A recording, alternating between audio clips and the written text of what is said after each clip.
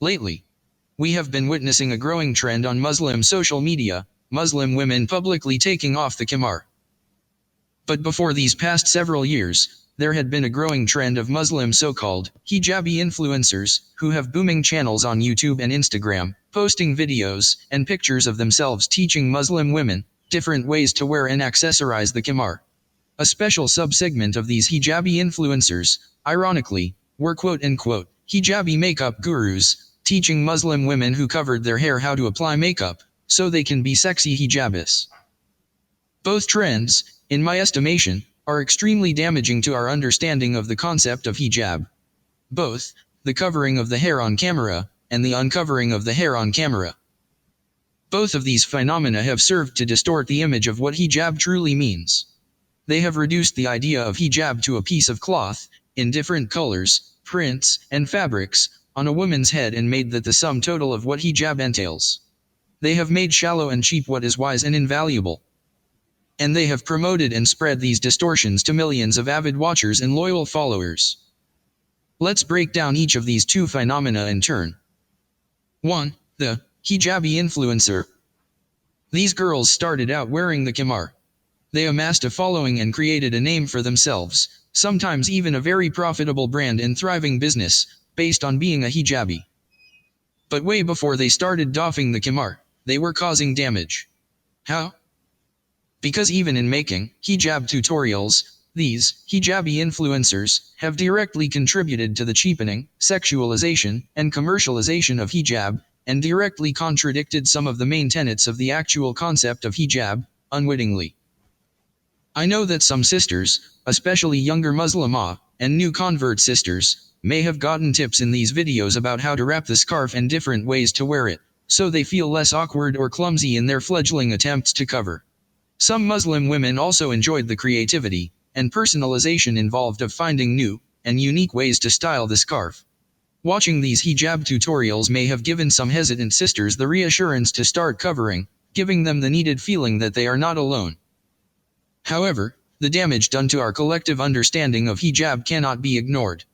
Hijab, in fact, does not mean that you wrap a piece of fabric around your head, however stylishly or fashionably you do so.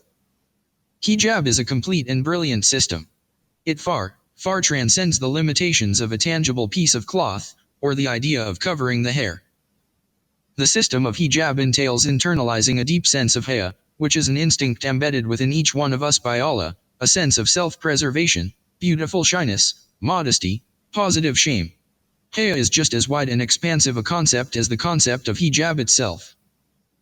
Entire books have been dedicated to this topic, one of which I will recommend in English, The Fiqh of Haya, by Dr. Sheikh Ismail al-Muqaddim. He talks at length about the various different levels of haya and the ways in which we can manifest it in our lives.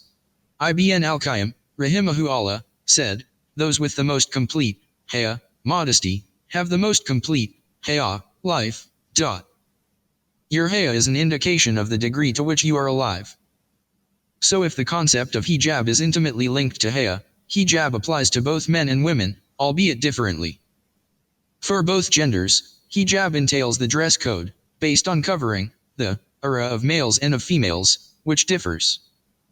For both genders, hijab entails separation of the genders unless strictly necessary. Having female spaces and male spaces, respectively, is one of the manifestations of true hijab. The literal word in Arabic, hijab, means barrier or concealment. For both genders, hijab entails respectful and dignified interactions, if interactions become necessary between the genders. No laughing, giggling, flirting, squealing, joking, playing, crude or sexual speech, etc. For both genders, hijab entails lowering the gaze from members of the opposite gender. If interaction becomes necessary, one cannot make sustained and bold eye contact with a member of the opposite gender, or stare, or ogle or eye the other person up and down brazenly. This is the opposite of hijab, and the opposite of haya. But for women, there are special considerations, aside from the general ones listed above. Women are beautiful creatures, created by Allah with adornments and charms and physical beauty. This helps us understand the difference in aura between males and females. Women's aura is much larger than men's because women have been granted more beauty. Not only are obvious things like a woman's body aura, but also her hair, her laughter, her softened or beautified voice, as when singing. There is a place and time for a woman's beauty to be fully appreciated and admired, because just as Allah has granted women beauty, He has also placed in women the desire to have their beauty noticed and admired. This desire in and of itself isn't wrong, but it must be channeled correctly, in the most wholesome and healthy way. This is marriage. Not YouTube. Not Instagram pics. Not through getting likes and flirtatious comments from men in the comment section. Masha Allah, sister, you're so pretty. The hijabi influencers, even before they started doffing their hair cover, were already breaking many of the rules that make up the system of hijab, putting themselves forward in the public space where men can easily watch them, glamorizing the khimar with jewelry, accessories, makeup, tight clothes, all of which contradict even the physical level of what hijab means. Even before the khimar started coming completely off, it was starting to slide back further and further to show more and more hair, to uncover the neck, in the turban hijab style, to become looser and looser such that it was pretty much ready to slide off the head altogether. So it's not really a big leap from this, that some of these influencers took it off completely, and became ex-hijabi influencers, which is a trend that has its own separate set of issues. 2. The ex-hijabi influencer. The ex-hijabi influencer phenomenon is indicative of the dominant modern culture, which is the backdrop to all this. It simply reflects and echoes the modern secular liberal obsession with individualism, materialism, self-worship, moral relativism, and subjectivism. Let's give a few concrete examples. You do you, boo. YOLO, just do it. The cultural mandate to follow any and all desires, and indulge any and all whims, that flit through our minds indiscriminately. Don't judge. Only God can judge me. Who are you to judge? This is a concept that some Muslims have unfortunately learned from Christians and other groups. This is not an Islamic concept. In fact, we Muslims have no such paralyzing idea that we can never judge anything as bad or good, ever. We judge what is apparent, as Umar radiyallahu anhu said. We don't judge any person as going to Jannah or Jahannam, but we certainly can judge an action as haram or halal, impermissible, or permissible. How? Based on the Quran, Sunnah, and the traditional scholarly consensus. It's very simple. I'm just speaking my truth, and you speak your truth. This is one of my personal pet peeves, this statement. It implies that there are many truths, all equally correct and valid. That there is no one objective truth, that such a thing is ever elusive and always unknowable. There are only multiple possible truths, personal truths. We each have a personal quote-unquote truth based on our lived experience, and we must speak it so we can be our quote-unquote fullest, most authentic self. If this were the case, nobody would ever know anything with any degree of certainty. We would all be mired in a sea of uncertainty and confusion, floating aimlessly along, unmoored and lost. No anchor. No grounding.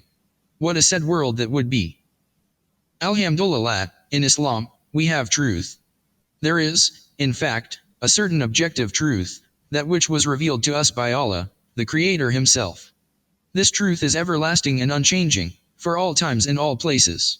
It's not in constant flux, or based on personal derivations of meaning, or on experiential knowledge. It is based on wahi, divine revelation. Not human musings, personal feelings, or emotional baggage. I think what people mean when they refer to my truth is something akin to personal perspective. There is a reality of an interpersonal interaction, for example, and then there are various personal perspectives that represent the different angles of different individuals, who are all present in the same situation. Not everyone sees the same situation in the same way. There can be, in fact, multiple takes and multiple angles about the same incident, because individuals are different. But this specific thing cannot be generalized to assert that there is no objective truth to any matter. That would be blatantly false. Some of these ex-hijabi influencers try to play the quote-unquote, "this is my truth" card, claiming that they feel more quote-unquote authentic or more themselves with their hair uncovered than covered. So be it. But this isn't quote-unquote your truth, or any truth. This is simply your whim, your personal desire, the inclination of your nafs, which you have chosen to indulge. In this liberally infused culture, The idea of living your truth is based on the assumption that there is no God and so no objective truth. So in the absence of any solid truth, your guess is as good as mine. You live your truth and I live mine, and they are both good and right, even if they are mutually exclusive. There is no official arbiter, no judge to settle it. So we need to have tolerance, acceptance, approval of everything, except those things that liberalism doesn't tolerate, accept, or approve. Duh. This equivocal mindset has even seeped into some segments of the Muslim community, unfortunately.